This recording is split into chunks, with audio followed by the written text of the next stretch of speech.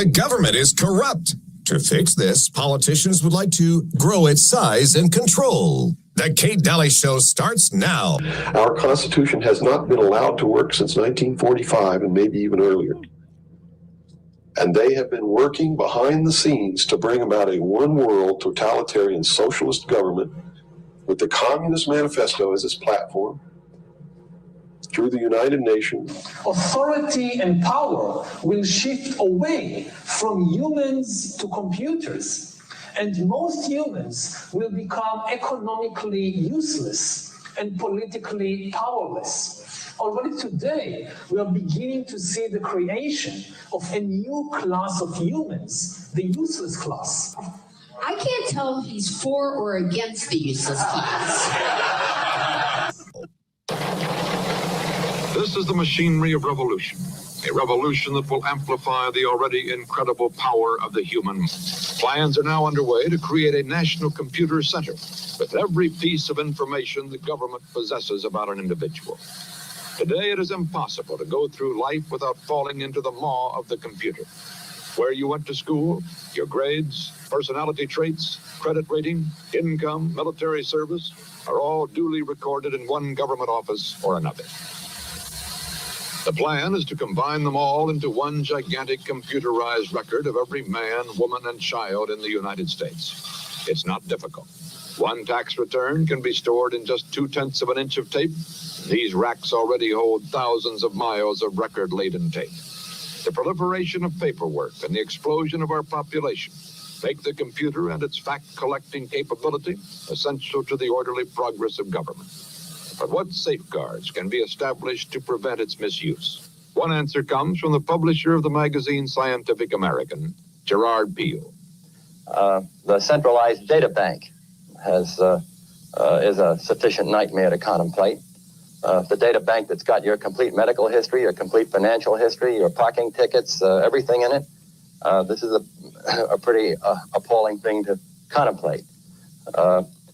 It's bad enough that there are 5 different files on you in Washington today.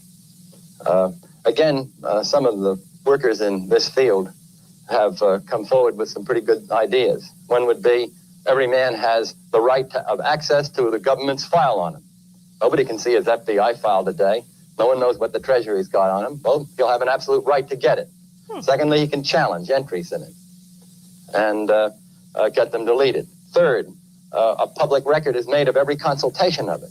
I'm not a public, but a rigorous record, so that he knows when he looks up his file who's been peeking into it. I don't recall. I don't recall the government telling us how to do that. I don't know. I'm a little perplexed, to tell you the truth. So, yeah, that was Walter Cronkite, and that was actually in 1967. And he was telling us about the big old computer. But, you know, if you've listened to the show at all, and by the way, hi, welcome to the show, Kate Daly Show. And I've got Greg Carpenter, ex-NSA guy, on with me. How are you, Greg? Wonderful. How are you, Kate? I'm good. Thanks for joining me. So there was one part of that clip that I wanted to go back to because I thought it was kind of fascinating because Walter Cronkite was part of the machinery. And let me go back to this comment. Here we go. The plan is to combine them all into one gigantic computerized record of every man, woman, and child in the United States. It's not difficult. One tax return can be stored in just 0.2 of an inch of tape. These racks already hold thousands of miles of record-laden tape. The proliferation of paperwork and the explosion of our population make the computer and its fact-collecting capability essential to the orderly progress of government. I'm sorry. But what safeguard? Wait, what was that? Here we go again. Here we go. Here's Walter. Here's Walter questioning the big questions. Make the computer and its fact-collecting capability essential to the orderly progress of government. Oh, so it's for the orderly progress of government. What's your first reaction to that, Greg? He said it was essential. Essential for the orderly progress of government. We can't do without it. Can't. Nope. And Walter, good old Walter, wasn't even going to ask any questions about it. In fact, when the Scientific American guy came on, and he's part of the machinery too, when he came on, it was like, oh, you'll have all kinds of access. It will be great. you can get in there anytime you want. When was the last time you accessed all the bits they have on you, Greg? I try to think of how I would be able to get my record out of DHS Ah, yeah. Huh. or the See, IRS, the full record of the IRS. Their conceptualization of me as a compliant citizen. Mm. Hmm. That would be interesting to try to obtain, I believe. That would be. Now, on YouTube, LB says, check out the Rockford Files episode called The House on Willis Avenue. I have not seen this I loved the Rockford Files, but I don't remember. Love the Rockford Files. Yes. Did you see this one? I don't recall that one. Okay, No, but I'm going to have to. I'm going to have to binge watch all the Rockford Files because between that and the Twilight Zone, I've seen my life lived over and over again 1,000,000 times. Ain't that the truth? So if you, wow, I would imagine after talking with you so many times. So here we are today. We have a lot of things on the docket today to talk about. And so welcome to your Thursday. We're midpoint to May. We're pretty much halfway through the year. That went fast. And no closer to liberty, restored. Haven't gotten rid of anything, haven't gotten rid of the deep state. And here we are. And I'm a conservative to the core. I mean, I love the Constitution. It's just amazing to watch what's happened over the course of time. And I wanted to mention two things. Number one, I know that we're going to get to the end of this, and I'm going to tell you, I'm going to share with you how I think we should save the country. And I want to get Greg's 2 cents on this because this is an important piece that everybody misses. And it's not hard. But what's funny is that whenever I say this, people go, yeah, where's the solutions? You're just bitching. And I'm like, this is the solution. You just don't want to do it. So when we get a little farther in, I'll bring that up. I'll bring up the solution. How do we save our country? Because it's not what you think. It's not what you think. And it has nothing to do with the presidency. And then also, I just wanted to mention how much Greg looks like Robert De Niro. So people scrolling on YouTube are going to think I have Robert De Niro on. So I can't. That's funny. That's funny. You talking to me? You talking to me? You sound like him. What the heck? I can. I used to work in Manhattan a number of years ago. Yeah. And I'm coming out of the E train on, I think it was 53rd Street in Lexington. Uh-huh. And I get up to the top of the stairs and I'm walking through the building out to go to my office. And who do I run into but Robert De Niro? It's a younger Greg, and Greg's got his hair slicked back and De Niro's got his hair slicked back. And he's about the same height as me. And I didn't have glasses back then or anything. Right. And he starts staring at me and I look up at this idiot staring at me. Yeah, and I see, oh, it's De Niro.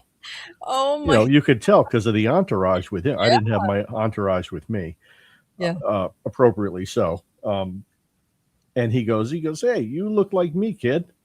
And I thought for a second. I attempted my quick wit, and I said, no, you look like me. Oh, did you say that? How funny. I love it. And he stops for a second. He looks at me, and he goes, hey, that's good, kid. And then he just started walking again. He just walked off. I'm serious. That was it. You could literally be a body double. Like, it's weird. It's weird. It's crazy. Anyway, it's so crazy. I just played his War Dogs, right? Wasn't it War Dogs where he talks about wars being pageants? Oh yeah. And plays. Yeah, I just did that clip a little while ago on the show, and I'm not a huge fan. I don't know if anybody that's probably conservative and a fan of Robert De Niro, but man, do you look like. All right, so we have a lot. That's a highly educational clip that you played for sure. Well, that data center. Okay, so Cronkite. What were your thoughts on Cronkite? Cronkite was unfortunately, he was such a wonderful, down to earth speaker that connected with people so very, very well. Grandfatherly. Yeah, right, and people. Good, bad, or indifferent, people trusted him when he brought you the news. You trusted what he said. Yeah. And the CIA used to leverage CBS executives to put things in front of him because he wouldn't necessarily question things Yeah. And he would push that out to people. So this is one of those things that, like you mentioned, he didn't question what was going to happen, but Yeah. your IRS return on 0.2 of an inch of tape. Yeah. That I understand, but Yeah. if you think about it, back in the day, Mhm. when they have hundreds of miles, like Maxine Waters would have said, boatloads of miles of tape. Maxine Waters. What the We have robot is she? boatload of federal dollars. She's so Um, irritatingly stupid, but go ahead. Even worse than yeah, Kamala. I don't think anyone could be worse than Kamala. She's worse. no, it's Yeah. it's rough. It's a toss up for like number 1 million on the smart list, and they're down there. Well, people don't think that they pick these people because they're stupid, because they'll go along and with Right. Yeah. Easy to control. Yeah. The misguided education, the belief that the education that people are getting is good Yeah. is the key to giving a poor education and creating a manipulable population. Horace Mann understood that in 1838 when he introduced the Prussian system into Massachusetts. So it's not Yeah. something that's not unheard of. He knew he was creating a worker class and a soldier class, and that's what he wanted, and that's what everybody wanted in power. But Cronkite was extremely trusted and easily used, not knowingly, not wittingly on his part. So he's what we would call a useful idiot or an unwitting individual as a participant in a special program. Yeah. So basically, he was the mouthpiece. We go and we write things from time to time. We have propaganda and we have talking points and things like that. He was given these as factual things that he needed to say and he needed to reinforce, because winning over the population to trust a system was key, and it's very important, and it's still important today to maintain control of a population. So I totally, I felt like Walter was, giving me information that let me trust the fact that the government was going to hold all my information and that I'd be able to query it anytime I wanted. Yeah, we're not like the communists. You can get your file anytime. And I thought when I was listening to that, I was like, is this a joke? Isn't that amazing? I mean, think about that, Kate. Yeah, You have. Go ahead. Well, okay. Let me play this again, because I just want everybody. Sure. For people just joining us, you got to listen to this clip. This is from 1967 documentary with Walter Cronkite. But I want to just play the part where he's interviewing the guy from Scientific American, telling you what your rights will be. It's a joke. Okay, here we go. Comes from the publisher of the magazine Scientific American, Gerard Beale. The centralized data bank is a sufficient nightmare to contemplate. The data bank that's got your complete medical history, your complete financial history, your parking tickets, everything in it. This is a pretty appalling thing to contemplate. Yeah. It's bad enough that there are 5 different files on you in Washington today. Some of the workers in this field have come forward with some pretty good ideas. One would be every man has the right of access to the government's file on him. Nobody can see his FBI file today. No one knows what the Treasury's got on him. Well, he'll have an absolute right to get it. Secondly, he can challenge entries in it and get them deleted. Third, a public record is made of every consultation of it. I'm not a public, but a rigorous record, so that he knows when he looks up his file who's been peeking into it. And why are they peeking into it? And why do they have them? And I thought we were in America. And why is this all consented to? And why did Walter Cronkite not even question this? And why did none of the media question this and only talk about it as revolutionary? And what are the files for? Never talked about. And they even sold us on, this is what we think should happen, not what's going to happen. Why? Yeah. Because in mass manipulation in the media, what they do is they just sell you on the idea of it, thinking that that is the truth, that that's how it's going to be, so that you're not registering a warning sign in your brain. That's right. The foregone conclusion is one of the strongest selling points that you could have. Yeah. And again, it's interesting to see that the words that are used, think about, we use the word democracy quite a bit. And, we're not necessarily we're not a full democracy. We have a democratic process embedded into Republic. a republic developed in a constitutional union format. Yeah. So we're a hybrid, like most any other government. I mean, if you try to look up Canada's situation, they're a constitutional monarchy that's an independent system that's the They got the queen. design of government is like this long Yeah. in Canada.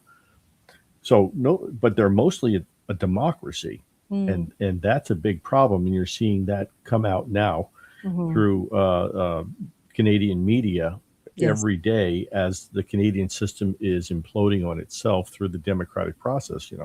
Good point.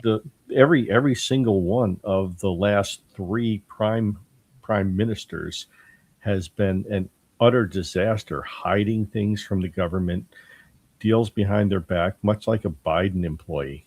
It was really interesting, and I've lost faith in the good-natured docileness of the government there, in the same way that I'm very concerned about the federal government here operating behind the back of the supposed authorities. And when people are sold on things that aren't there, when the language is replaced, then we're talking about things that are not the problem, and we're focused on the wrong things. And that's a consistent problem that we face. We point our fingers back and forth and go Democrat, Republican, and it's not. It's basically a conservative issue versus a various level of degrees of liberalism.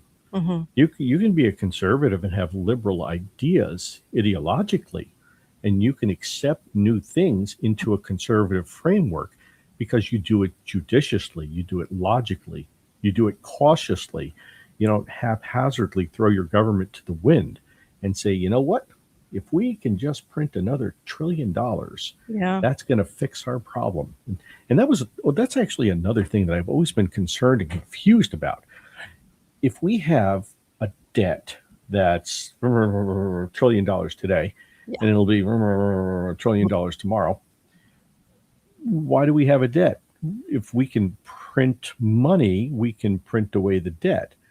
So when we talk about maintaining debt is for a dual purpose. It's to actually improve our balance sheet, because debt is an asset on the other side of the balance sheet.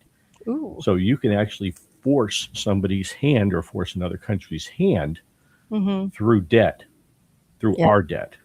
So you're never going to get rid of your debt. It's part of the system that got created back, 1694 in England, the Bank of England. They started doing it where you started paying off the interest on your loans, but you never touched the principal. Think about your 30-year mortgage, your 40-year mortgage. Now they're helping us out. I know. Right? Yeah. When do you actually touch the principal on that in a meaningful way? Well, on a 40-year mortgage, 22 years down the road, you actually make a dent on the principal. So crazy. That's a wee bit of BS. Yeah. No, you're right. So you're never going to pay the principal. So the concept is to continuously pay on the interest, and that's what keeps the economy going. You're told you're a consumer, right? Yeah. You're a consumer. I'm not a consumer. I thought I was a citizen. I'd like to be considered a citizen. I don't want to be told what to do, but people are brainwashed. Like, I'm a consumer. My job is to consume. I have to go buy stuff all the time. Right. That's what I'm programmed to do. And that's soft propaganda. Yeah. For the last over 100 years, we had Eddie Bernays start that whole process of selling us on consumer debt. So kind of crazy. I would also suspect that payments being made because they can print money, like you said, which makes no sense, right? Because they could print our way out of it if they wanted to. But I would suspect a lot of money laundering going on within those payments and within the debt itself. Sure. Well, think about your 50, 75 years ago, the churches, synagogues, they ran the hospitals. They took care of widows and children and homeless people. It was all charity. What's charity? Putting your effort into it, local level. Mm-hmm. Now we've built a charitable system, and the system has to be supported with that good old American red tape and bureaucracy.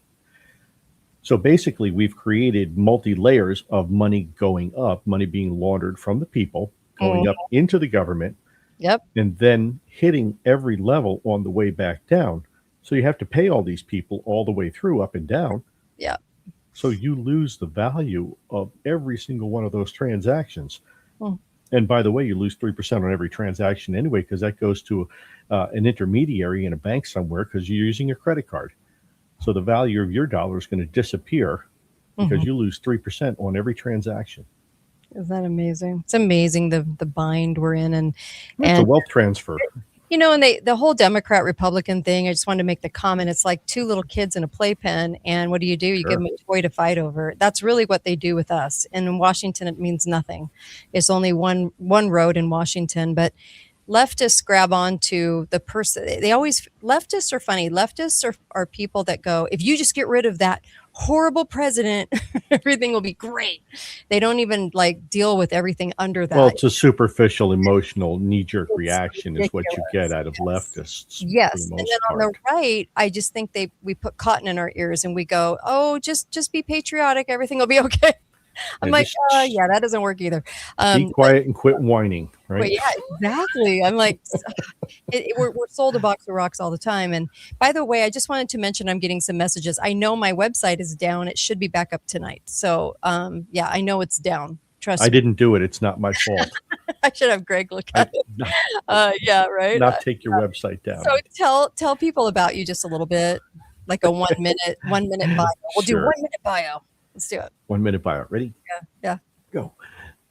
Greg Carpenter, 27 years in the Army, worked at the Joint Task Force for Global Network Operations, the FBI, numerous other three-letter agencies, and spent a vast amount of my time at the National Security Agency. I've done offensive, defensive, cyber, analog activities, RF intervention and mitigations.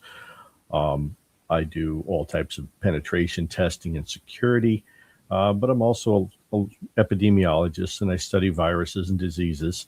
And I did a whole bunch of work on the COVID over the years and other coronaviruses, but my virus of choice is the Eastern equine encephalitis.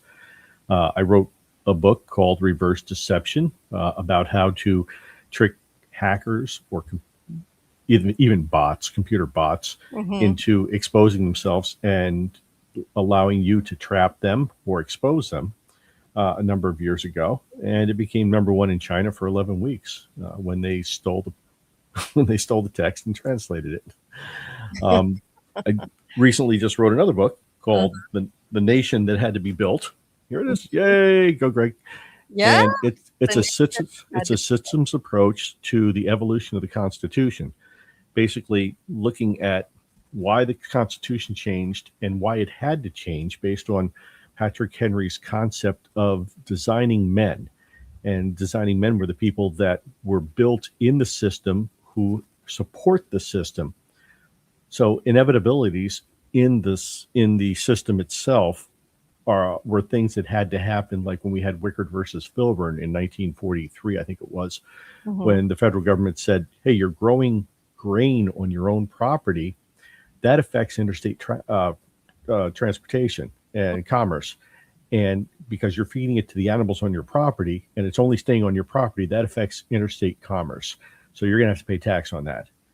And that was an inevitable outcome. And it's examples like that I go through in the book, and I explain why that was inevitable and why you can actually pick what the outcome of any Supreme Court decision is going to be, because the Supreme Court's taken over the amendment process and they've become the de facto amendment process for the Constitution. Love it. The Nation That Had to Be Built. I like your title, by the way. You Thank you. Finishing that off last time you were on, so I love that you've got that available now. Very cool. Yeah. Soft cover, hard cover, Kindle cover, cover, undercover.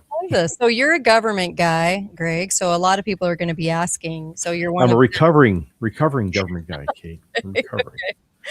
I feel better these days. Yeah. Yeah, it's a trip. Just talking with Greg through the years has been a total trip. And I was talking about the data centers a lot in the last, like, say, a couple of months, more so than any other time, because people are fighting these.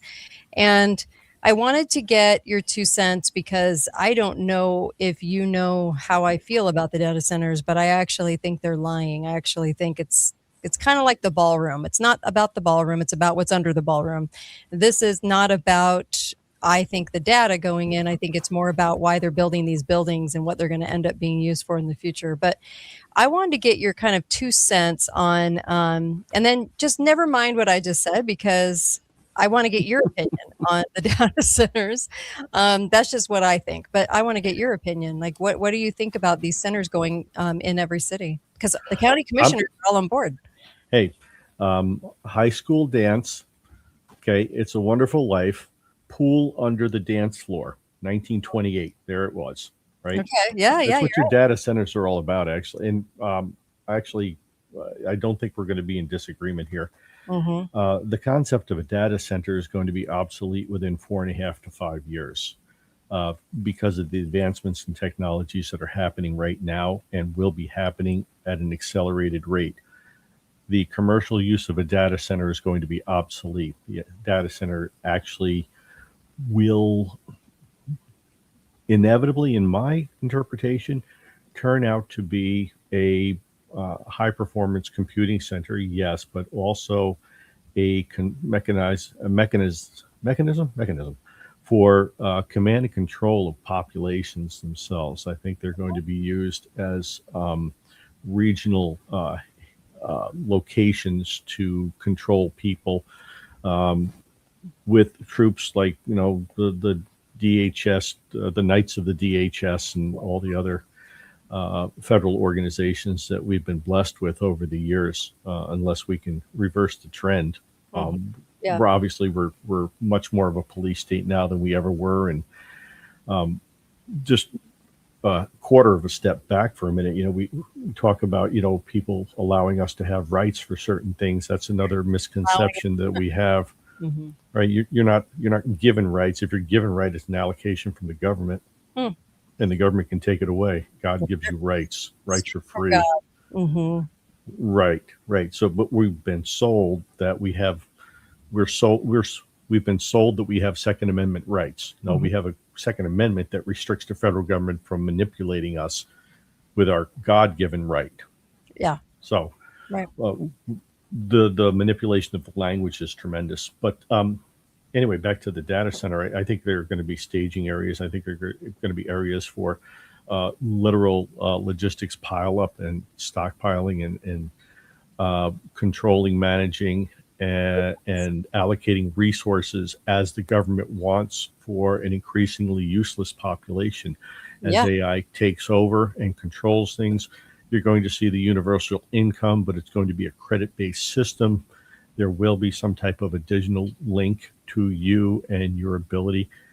Have you seen some of the videos that have come out of China lately? The people that are living in the street because they can't buy food because their social credit score has dropped. They've been kicked out of their houses. And there's hundreds and thousands of people living in the streets now. It is a tremendous thing that's going on there. We call that a dry run in the United States.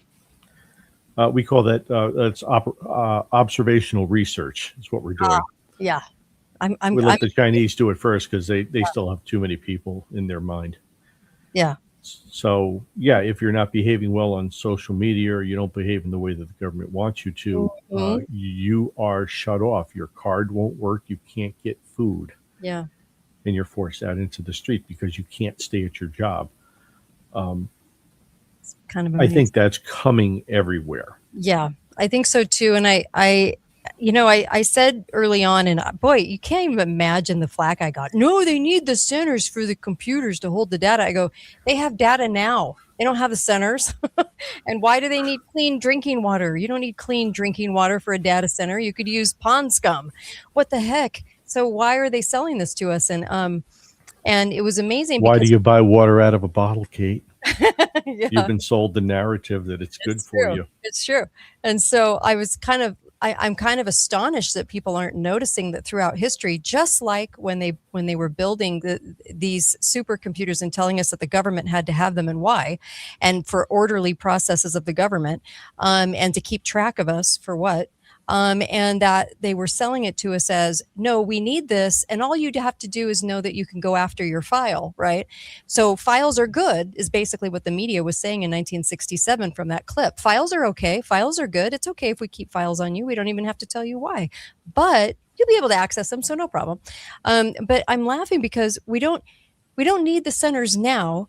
So why do we need a center in every city? And like you said, and I like what you brought up is not only I think the cover story is data center, and I think that's how they screw us on utility cost and water. They're going to say that it's gobbling it all up.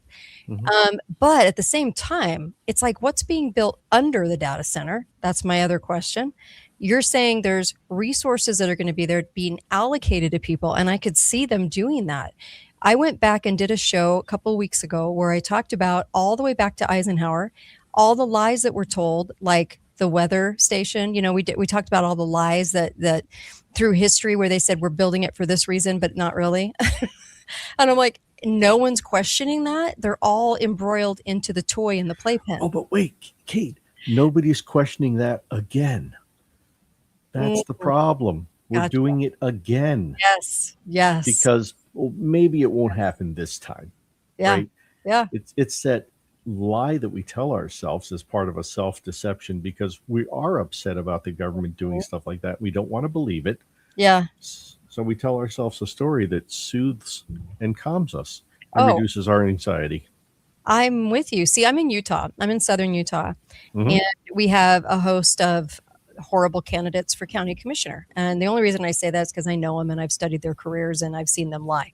So I was like, I know they've already said yes to data centers here. And Box Elder up in, it was all over the news. It was actually on some national news stories because they waited to give the comment until they'd already decided. So the comment was worthless, as it always is. If you've gone to meetings and stuff, you'll know that your comments are useless. But they just do it for show. But it was interesting because, $16 million later, they do something like they wouldn't even go in and honestly, like, even talk to the people because they were so afraid of the people. And their excuse was this. This was the excuse. We can't say no to anybody. That wouldn't be democratic. So we have to allow everyone. I'm like, no, your job as commissioners to keep the feds out. What are you doing? And so I was blown away by the people not questioning more about the water, about the usage of the building, about why it's there and about what it's doing. It was just more the tug of war of the data center instead of good questions about the data center. And there is no county in America that's going to say no to it. I don't think. It's some, maybe a few. Have you seen a few? Maybe a few. I haven't seen anybody who said no to a data center because it brings too much money to them. Yeah. It brings it brings development. It brings destruction of property, things that rich people like to see, squeezing a whole bunch of people into condos, where you used to have houses on 2 to 5 to 7 to 10 acres of land or whatever. IKEA. You know how many people you know how many people you could put into a condo in that land? Holy cow. We have 5 data centers coming up in our county. We've been blessed beyond belief with the destruction of land over the last couple of years. We have all of the public notices that go up. It says, hey, we have a hearing. Hey, we have a hearing. And it's gotten to the point where people enter a deception called learned helplessness. They go to these meetings expecting these county officials to listen to them, but they've already made the backroom deal. Yes. These poor people don't know that because they're innocent of heart, they're innocent of mind, and they go in to this and have an exchange with the commissioners and the board, thinking that these people really are listening to them and they really care. And they don't because their pockets are being lined. So the county commissioner is the useful idiot. The county supervisor is a useful idiot because he's being used by the business people who are getting kickbacks from the feds out of your money. So you're paying for that. Plus you're losing the land next to your house because they're tearing down the beautiful forests and putting up these hideous buildings that are going to be useless in 5 years. So you have to have another use for them. Right. So, and then and also, you're gonna, and you have non-biodegradable stuff in there that's going to last for like thousands of years after you don't need it anymore. Yeah, Even better. it's true. And so the excuse will be the utilities. So Larry, and I don't say that without anything backing that. So Larry Fink, I've said this a couple times on the show. I'll say it again because I never know who's coming in and out of the show or listening. But Larry Fink, call him the Finkster, at what a name that they made up for him. But at Davos was saying, your utilities and your water are now, we view you people, you citizens, as secondary. The water, the utilities is 100% going to go to the data centers first. So that just set up a whole different economy. So that means shortages because the data center gets it. And then everyone else in the community goes, oh, well, that's the reason. So we have to conserve. And then we have to get our allotment, and we're okay with that because the government already built this center. The center's already stealing it, right? The center's going to steal the water and utilities. And when the cost goes up for the shortages that we receive, because this was all in the 2030 and 2050, WEF reports. So their idea was that we are now having to pay more. So it's very difficult to own anything and pay the exorbitant prices for water and utilities, meaning you're not going to own anything. Yeah. That's right. They said that, they put it out there. Yeah. And you're going to be happy about it. So don't worry, be happy. The data centers you'll have to rent that too. It's a new economy going in. I don't know if people realize that. That's an overhaul of the entire economy in your area. And these stupid county commissioners, I mean, no brain in there whatsoever. I know people go, they're not innocent, they're dumb. Yeah, they are dumb. I've met them, and they will go for the money. It's the little carrot, and they'll go, see what I'm doing for my community? I'm grabbing all this money. And then what happens is they agree to this crap. They tell you have public comment. They never want you to have public comment because you're not part of the decision because you're a useless eater. They're the ones making the decisions. They're in the good old boys club, and then they continue. And so if anyone right now is questioning what I'm saying about the commissioners, and this is only coming from because I know some, and interviewed a lot on my show actually. But here's the deal. Look at your state of living right now. Now look who's been at the helm in your community. And I'm going to guess, because I'm going to be right, that the politicians in your community, for the most part, have been there probably more than 20 years. Are you paying more taxes? Have you gotten any liberty back? Has anyone fulfilled a single promise? Have they done a single thing that they said they were going to do? Do you have more liberty because of these people? Yet you don't. Yet they stand at the helm and they go, we're your best option. We love America. There's the flag. I love the flag. Let me put my hand over my heart. Let me wear my new boots. Let me wear a cowboy hat so I look pretty earthy. And it's fake, but it's okay. And let me just show you how much I love America by standing in front of you as I pledge the allegiance. And then you're going to put me back in, even though I'm about to screw you again for the 21st year in a row. But that's okay because I'm your only option. You're going to love me. They put a false god in front of you. They say, look what I brought to the county. Look what I brought to you. Right? Because the discussion's gone from protecting the county from the state and from the federal government and protecting the interests of the people in that county to being a lapdog for the state and the Fed and taking the money from them in everything you do. Think about how bad the education system is. So this book, just so you know, this is the first in a series of 6 system reviews. The second book, I'll give you the short insight here, Kate, just for a second. The second is on the implementation of an education system and how that's destroyed and defended designing men in their lapdog approach to supporting the Right. system itself and not supporting the people. So once you have to support the institution, think about it. Why do you have like all these like Mount Weather and SIDAR and all that other stuff? Mhm. It's for continuity of government. It's not for continuity of the citizens. It's not Yep. to save you. It's to Yeah. save the government. Yeah. So the big amorphous we have our Mhm. democratic system that's going to survive any bad thing that happens. Russians launch nukes, this, Right. that, whatever, right? Where's the we? I'm going to be dead, it looks like. You're going to be dead. Everybody I know is going to be dead. Where's the we in that? Yeah. And there isn't a we in that. No. It's about the government protecting itself, people writing policy, writing laws that protect their own interests and not the interests of the citizens. So that whole argument itself about your local county supervisor, your county executive, right? They are idiots because they don't see that they actually are the tools that are being used by people who have real power. The problem with the county executives and supervisors again, is that they're in the good old boys club, like you said, but they're only in the good old boys club as long as they bring home the bacon.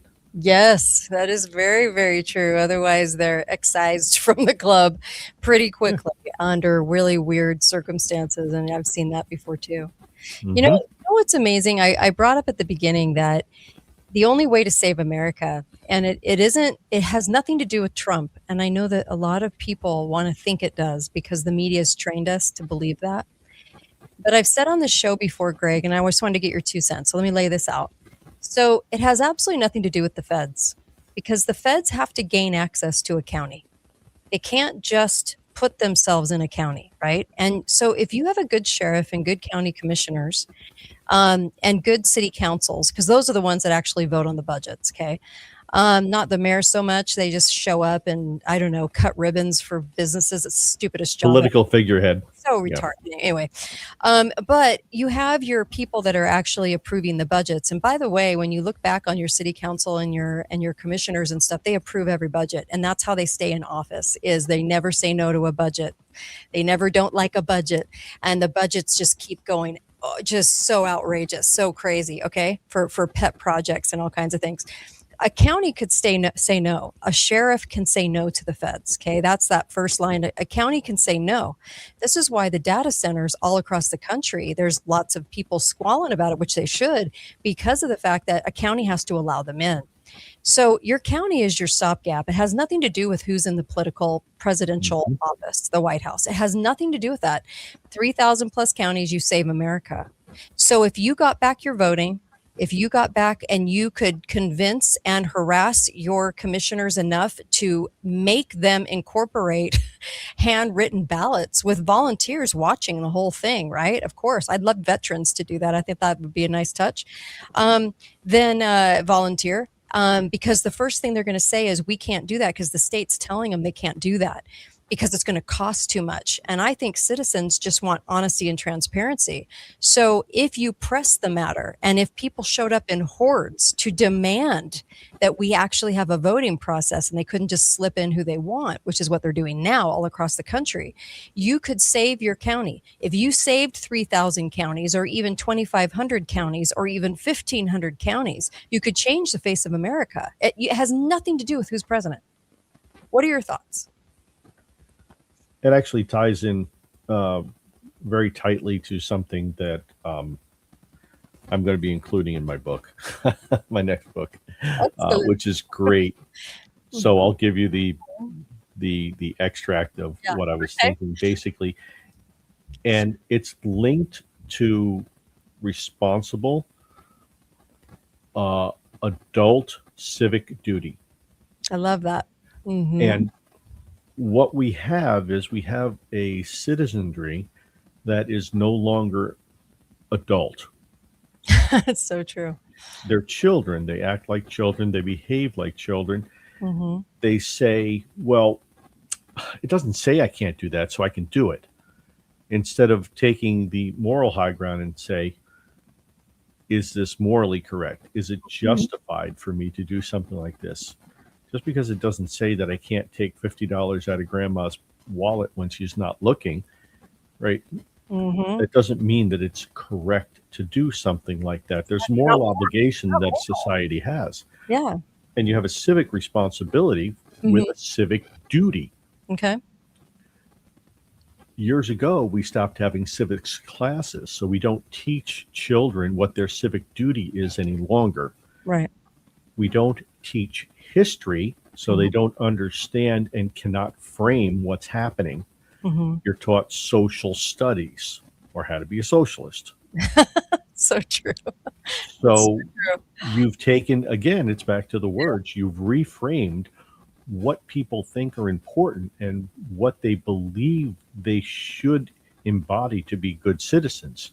You can talk to any young 20-year-old boy now, and his concept of what he needs to do to be a good citizen is way different from something that I'm one of the last of the boomers.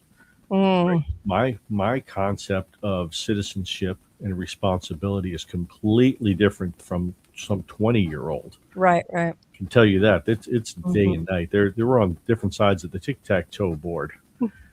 Well, for Biden, that's the Biden reference, yeah, because he's got a tic-tac-toe board with one square.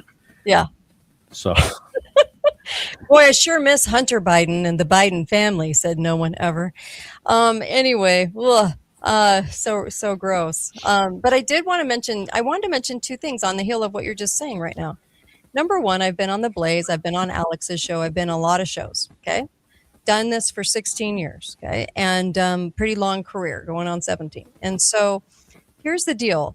No talk show host that has a big audience, no person out there ever mentions what we're talking about today.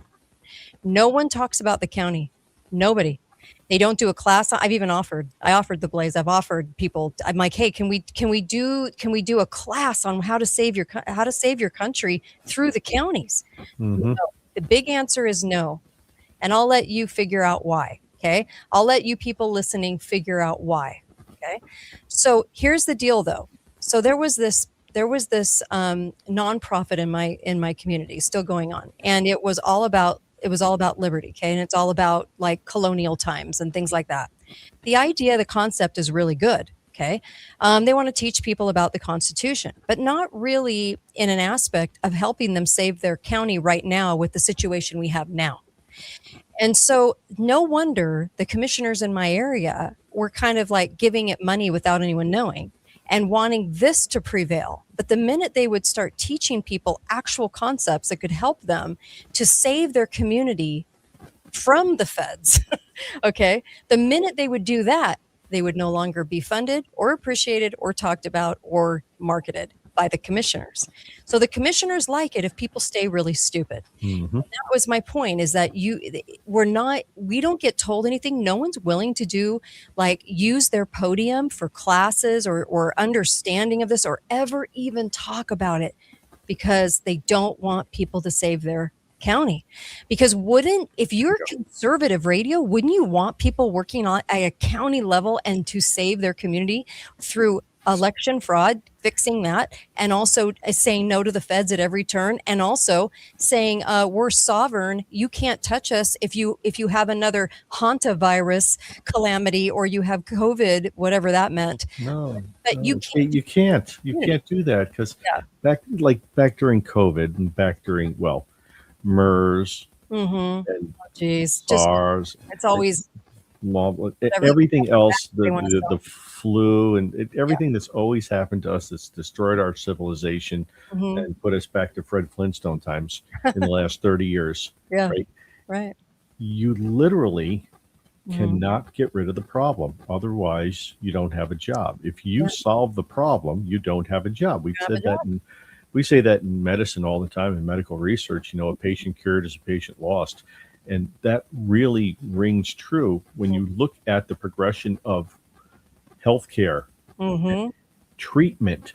Yes. Curing. You're sold treatment these days. You're not sold a cure.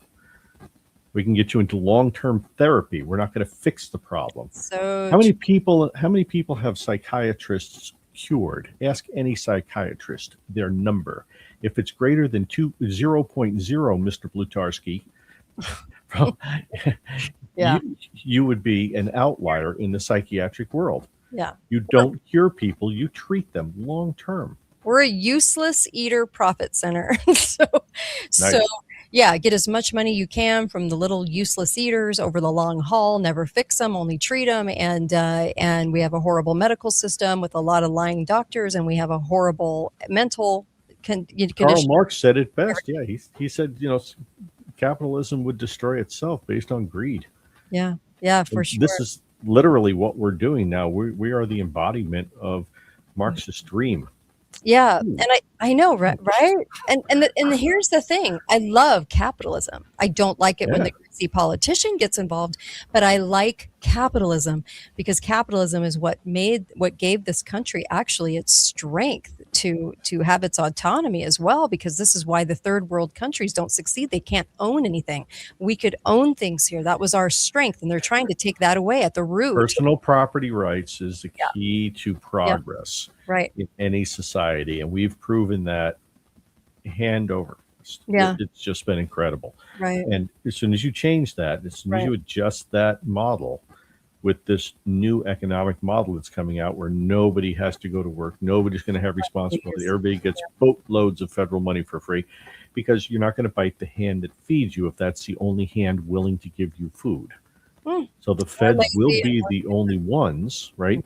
There can be only one Highlander. Yeah. Patrick Henry said it. You can't pay taxes to two governments. You can't pay to your state and to the feds. Yeah. Right. And he said one's going to win out, and it's always the bigger one that wins out because governments centralize power. Yep. And he wasn't wrong. So my question is, what else do you think these data centers will be used for? I'm actually curious to hear your thoughts. Data centers, well, they're going to be used to actually, I believe, again, locally monitor and manage different populations. I can see where you would have problem populations being sent to live in one area. We talked about the FEMA camps before. Back, a few years ago, we were having the discussions. We pulled out the FEMA documents. We were talking about how the camps were going to be set up for people, and some of the camps were set up, and they existed for a while, but they've tightened their documentation now, and now you have camps that are designed for specific groups of people. Now it's gotten a little bit more intricate on how they're going to be dealt with. So I see the data centers as mostly a regional control organization. They'll process everything. They'll be your judge, jury, and executioner. They'll be the ones to control and manage. Now, the people in there will be there to serve the computer systems themselves. And they're also going to be used in the future to control and manage life cycle, I'll call it. And that's part of the human, the human cyborg integration that's happening now, where people are getting, different computer parts put into their body, but they're also having body parts grown specifically for people. So they're taking them as transplants. This one guy had an arm that was just recently transplanted onto him from his DNA. So you're going to have complete bodies eventually, and they're going to manage the essence of consciousness in the future. And I think that's where it's going. As long as we need a solid body to continue forward with your consciousness, you're going to have this until you get to some point where you're just going to be an avatar or something. I don't know. Angel on Facebook said bobbleheads. Yeah, that's basically a bobblehead. But I don't like any of it. I just hope I'm gone before we turn the corner on everything stupid. I know, we all do. And then we worry about kids and grandkids and what's headed for them because... Well, my additional concern is the reconstitution of the deceased.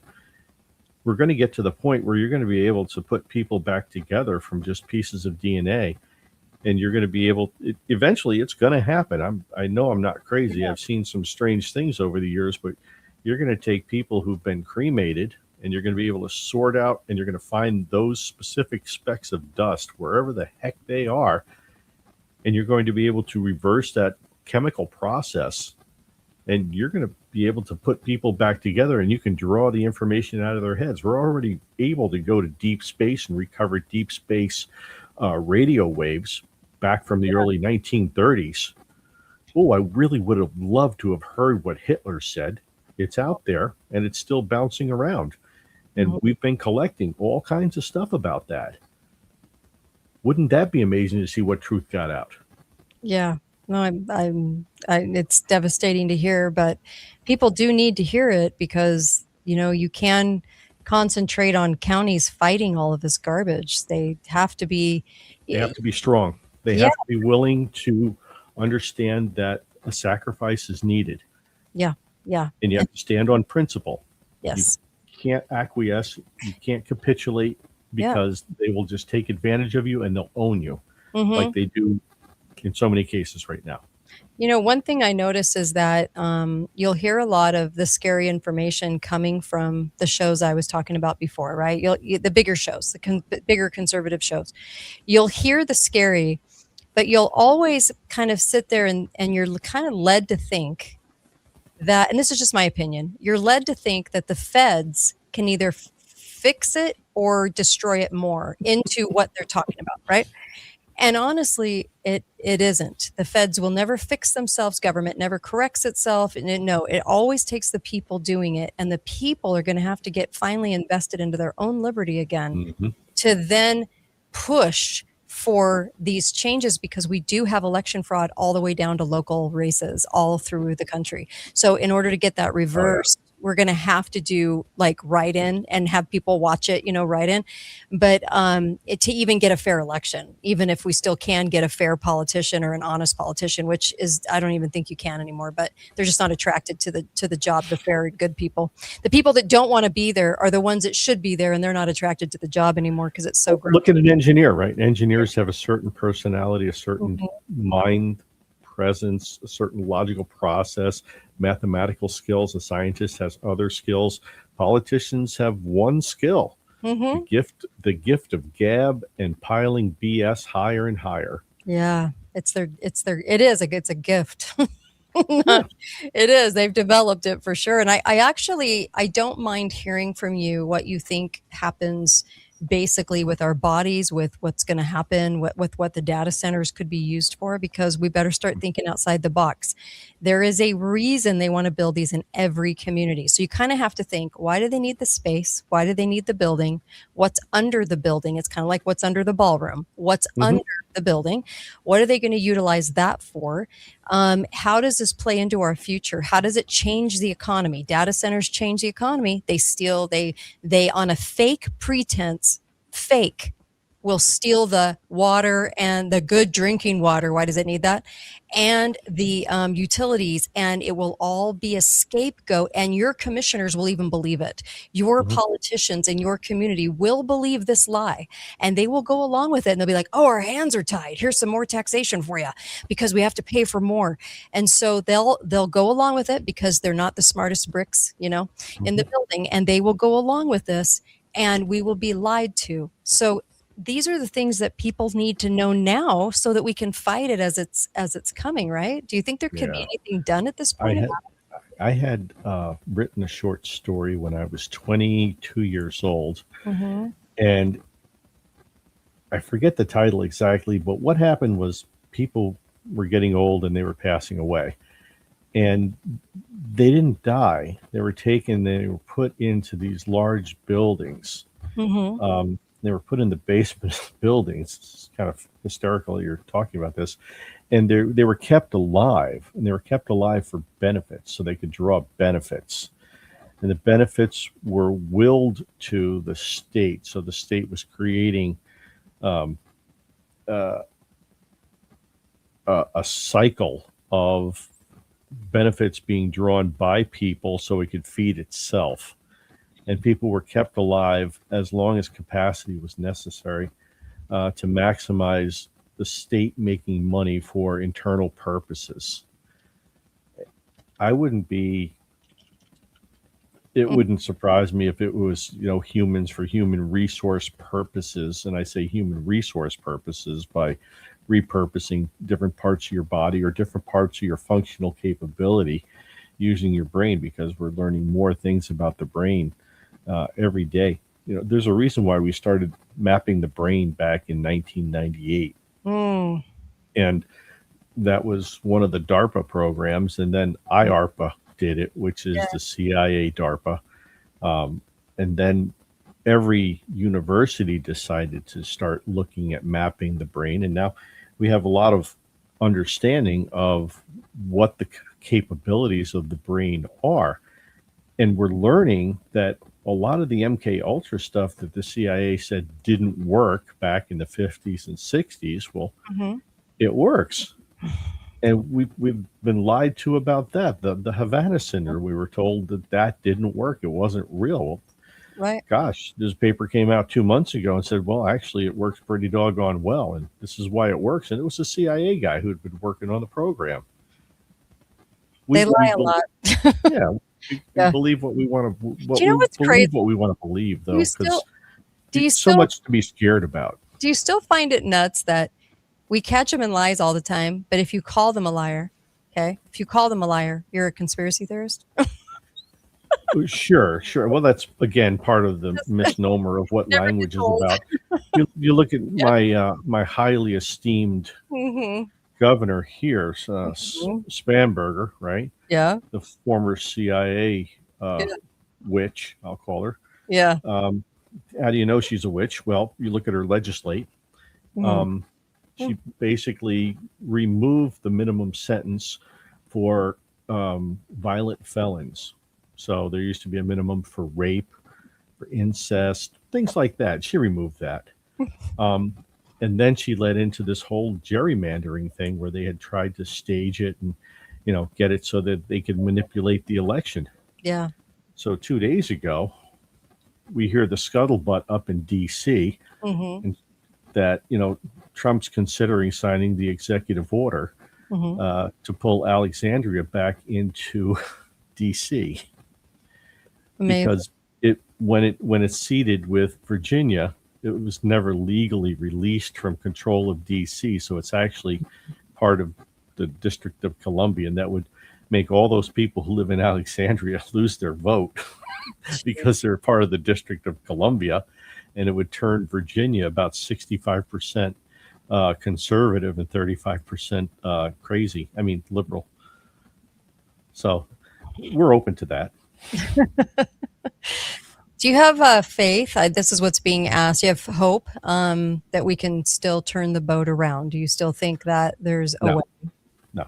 I think because people aren't going to give up their self-interest, people aren't going to take on their civic responsibility because it's too hard. Nobody wants to stop. No, people are complaining about the growing pains right now that Trump's put them under while he tears them away from a system that is literally destroying them. People are complaining about it. He's giving them their freedom back, their autonomy, their independence. And people are crying and sniveling about they don't want it. They want to be controlled by the state. They want security. They want lines at TSA. They want to stand and wait and get checked in every different way by a TSA agent. That's what they want these days because they're scared. Okay. But at the same time, aren't we kind of orchestrating at the same time? Because I feel like no matter what party gets the presidency, the deep state runs the show anyway. So we're getting all our AI. Yeah. There's no stop to NSA spying or creating these wars, which is very strange. We're on the road to what we've been talking about today. So I don't know that he's restoring freedom. It's just funny when the conversation becomes about his personality or about him, and people get so focused on him. And I'm like, it's so much more than that. Well, you have to have a distractor from the real purpose of the discussion itself. You have to say, well, he's a rapist. Well, look back to the election of 1800. What did John Adams say? He had the Federalist Papers in Boston and New York printing, Jefferson, the rapist. It's going to be taught in schools if you elect that mongrel. Yeah. What's changed? Yeah. Nothing. Yeah. It's the same, So you have to have something that's a distractor from the real issue to keep people away from the real issues. Trump is actually coming in from the top down. He's coming external to our economy and what's happening here to the factors that are actually really affecting how we live and what we do. And he's kind of coming in from the outside and putting pressure that way. So with all the tariffs and with Venezuela and the proxy war in Iran, all of that, it's to help support his overall effort. And he's gaining a lot of momentum in that area. He got the Brits to not sell Diego Garcia, which I can't tell you how huge that is for us. That is tremendous that they didn't do that to that Muslim country that would have shut us off because they're getting paid tons of money by China. Diego Garcia has some of the most important assets we have out in the area there. And to lose that would be a tremendous blow. So, yeah, he stopped that. He made a deal with Indonesia. He's literally pulling off deals that the people back in Congress here aren't even talking about. They're focused on their little petty arguing and their infighting back and forth to keep people's attention. Yeah. That's what they're doing, and they're stressing out about him actually making progress.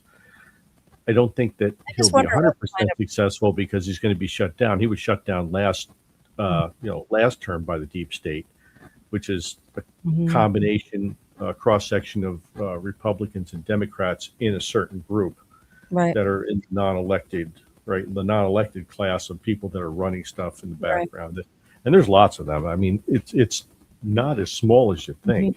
Yeah, but those are your designing men.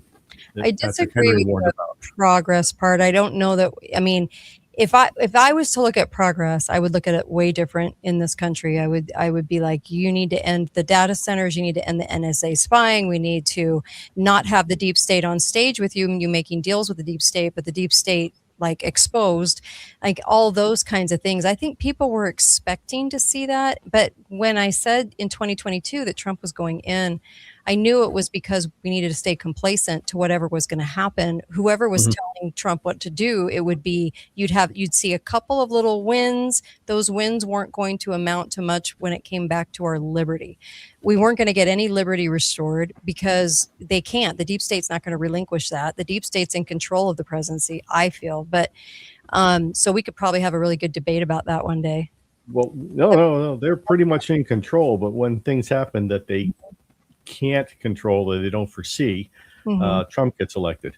So, yeah. But I'll go back to the NSA thing for a second, because what he's doing right now, he's actually chipping away at the edges of the NSA data collection, which is an interesting way of doing it outside of congressional constraints. And I think that's where he's going to be able to actually make a difference, because right now you have what we call the Five Eyes partners, which are the UK, Canada, Australia, New Zealand, and the US. And we all share intelligence back and forth. It used to just be signals intelligence. Well, we pretty much cut out British data collection on US citizens. That's pretty much gone. And we're moving away from other countries, EU countries, data collection on U.S. citizens that's being used by our intelligence agencies. But what does it matter if they're collecting all the data on us anyway? I mean, they're utilizing it for their purpose here. So whether the Brits have it or not, I don't know that it's like we keep building that process out. We keep, like, I remember when Obama was running for president, Obama, and he, who's fake, and he was like, I'm going to get rid of the NSA. And then he got in and made it bigger. All the time. You know I'm going to show everybody UFOs. No, you're not. So the reason that they collect is because we pay them money to collect. That's why they expanded their systems out to collect so much. Most countries were not doing that tremendous amount of collection that we're doing. We pushed them to it. So now we're taking back the funding for the collection, and we're severing or changing relationships with different countries in a way that we're not using that collection anymore. So they don't have a reason to do it because they're not going to pay for it out of their pocket. What's that? What about Five Eyes? Well, that's it. The Five Eyes is actually there was discussion about 6 months ago. There could be a breakup of the Five Eyes, could be Four Eyes, could be Three Eyes. They're very, very concerned about that relationship because I was in Vancouver International Security Summit, and we had a debate about that. Would the Five Eyes survive Trump's reorganization? Because they see it in Canada. He literally cut the bottom out of support for Canadian collection of U.S. citizens abroad, because Canada collects different things in different countries. We have different collection, the Brits do, and we all focus in different areas. Well, in doing that, we have pretty much the whole world covered. But we also take in all the data about when U.S. citizens are abroad, and I'm not saying they use it all the time. There's laws in place. Okay, you guys are listening to me. I know NSA guys. They're listening, right? And they know it. There's laws in place, but the data is collected out there. It's like, why did Google and Gmail move all their server banks over to Germany? Because when you send an email to somebody, it's got to go over to Germany where somebody can collect it. You can't leave the server here because we can't collect it here. We got to be able to get it. And if it goes to Germany, we can touch it over there. Okay. So that happens in every country in different ways. And Trump is starting to put the kibosh on all of that intelligence. We call it intelligence inbreeding, because they're all getting money from us. Your tax dollars are funding the collection of your data in different countries in different ways. And that's kind of just the way it is. So he's starting to take that apart as part of his overall strategy. So you can't take it all apart at once. You got to chip it apart. I don't think he'll get that far.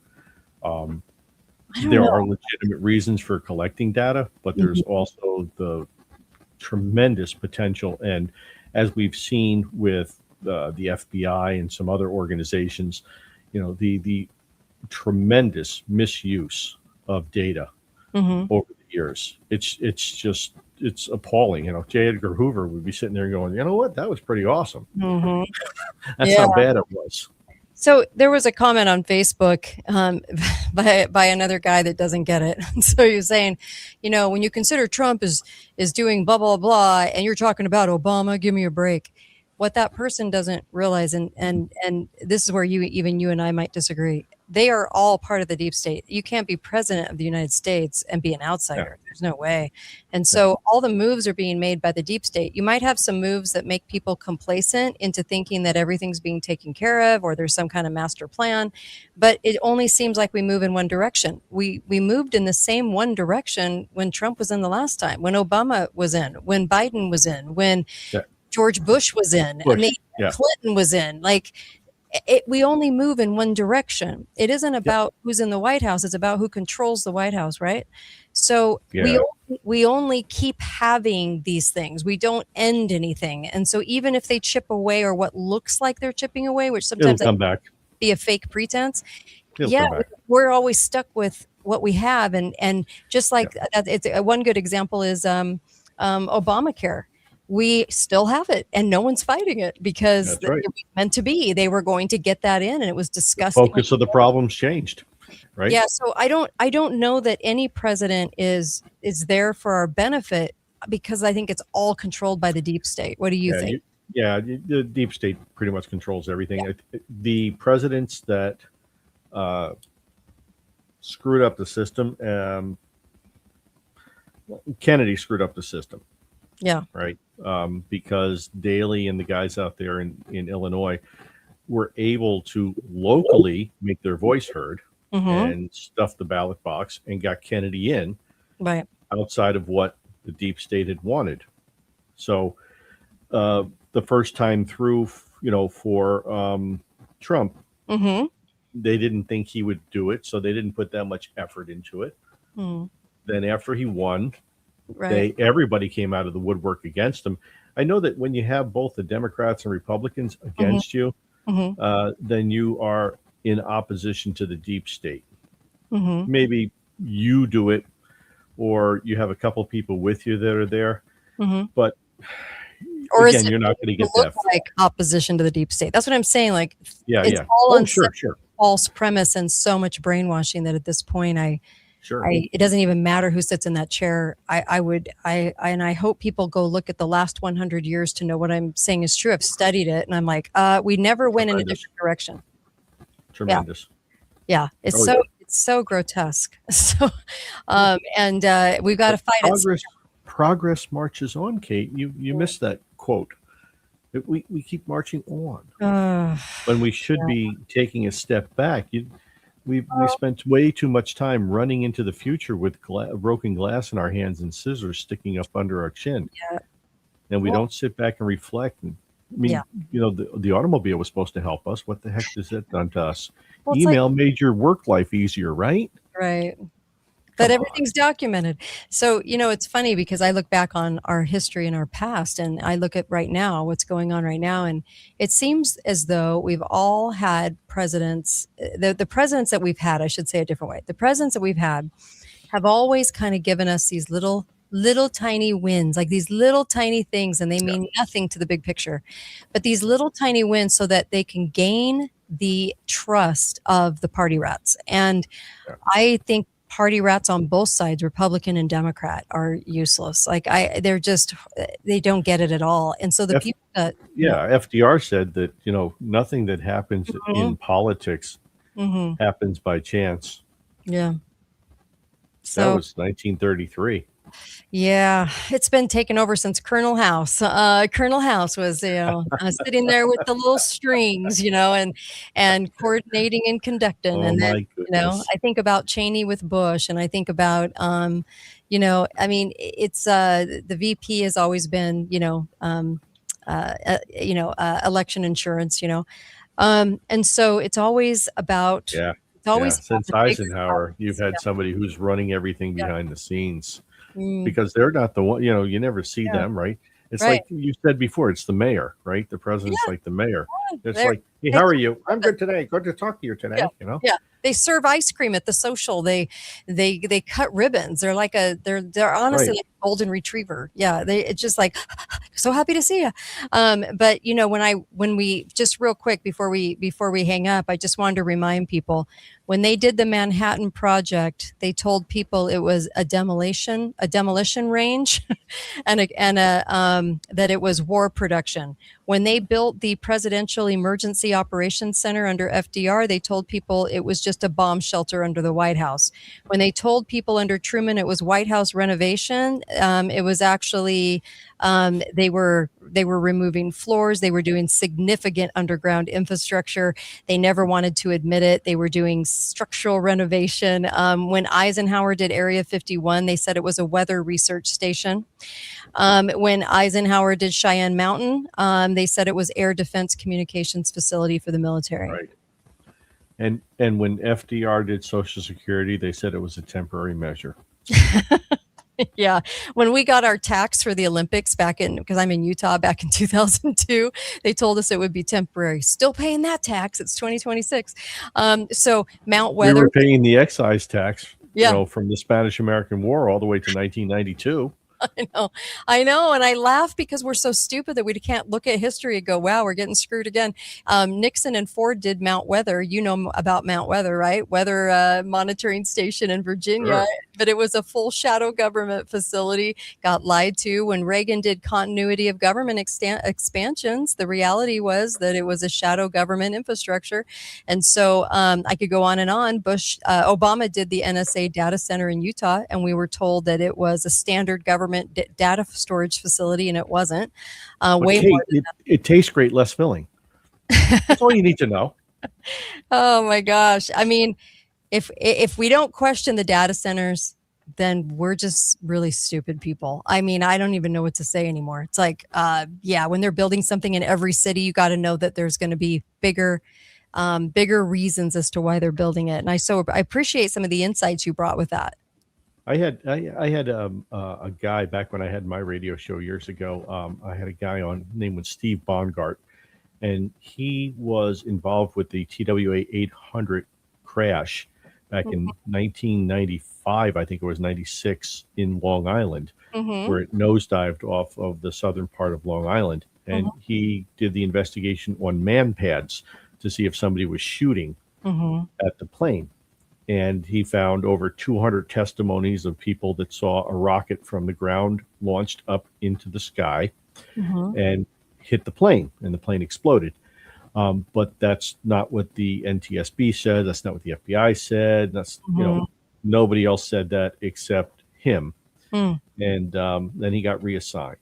And I had him on my show a couple times, and he said, Greg, one of the most important things is a healthy distrust of the government is a good thing.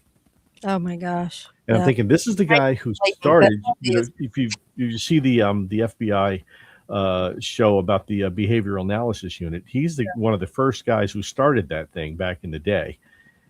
And he literally sat here and said, you know what? Don't believe anything you hear and half of what you see, and question that. Boy, and in an age of AI, amen. Yeah, we don't know what we're seeing anymore. Certainly. Oh, I so agree with you on that. And I was laughing yesterday. I just had to mention this to you. Of course, the number 33 just pops up over and over and over again. It's just so obnoxious because they love it. 33 hours to find Charlie Kirk's killer, right? The patsy. And of course, 33,000 emails Hillary deleted. It's always 33. And then the hantavirus ship was a 33-day sale. Just like, could you guys they have to laugh at it. No wonder they call us useless eaters. We can't even get the joke that they are doing what they're doing in right in front of us in broad daylight. Wasn't the COVID, wasn't that we have 33 people infected? Wasn't that the same number they used for COVID, I thought? Oh, it was 33 cases was the national story that went out, and it was around March the 9th or 10th. That's when the nation shut down from that story. Yeah, everybody was saying 33 then too. Yeah. Yeah. So, and the Titanic sunk at 33 degrees, and the on the map, and 33 is all over the place. I mean, it's just endless. If you look at it, the Titanic sank on the same day that your taxes are due. I'm just saying. Yeah. Right before the Federal Reserve went in.